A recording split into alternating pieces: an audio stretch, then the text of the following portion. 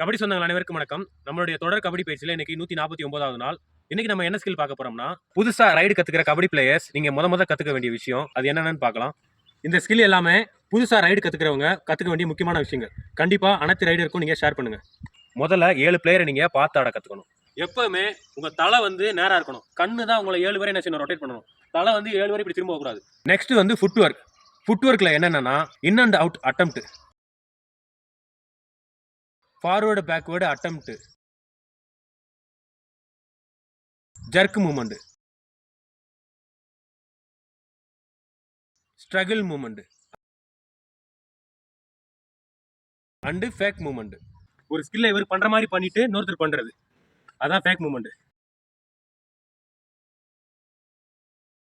ஒரு ரைடரா நீங்க food work அடுத்து கத்துக்க வேண்டிய மெயினான ஸ்கில் வந்து டச் ஸ்கில். டச் ஸ்கில்ல என்னென்ன இருக்குன்னு பாருங்க. Hand touch, toe touch and kick touch. First hand touch,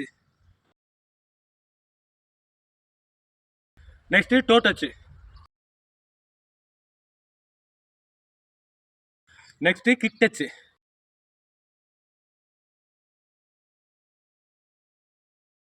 next point taken ஸ்கில்ல ஒரு போனஸ் ஸ்கில். இதை மெயினாக கற்றுக்குங்க.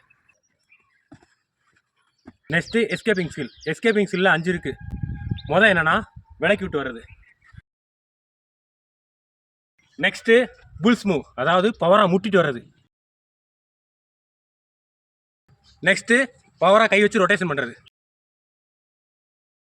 நெக்ஸ்ட் டுப்கி அடிக்கிறது. நெக்ஸ்ட் நம்ம ஜம்ப் அடிக்கிறது. என்னுடைய சேனல்ல எல்லா ஸ்கில்லுக்கும் தனித்தனியான வீடியோ போட்டிருக்கேன். அதையும் நீங்க கண்டிப்பா போய் பாருங்க. எந்தெந்த ஸ்கில் உங்களுக்கு வேணுமோ கண்டிப்பா நீங்க கமெண்ட் பண்ணுங்க. அதை உங்களுக்கு மறக்காம போடுறேன். இந்த வீடியோ உங்களுக்கு உபயோகமா இருந்தா கண்டிப்பா நீங்க கமெண்ட் பண்ணுங்க. உங்கள் அனைவருக்கும் வணக்கம்.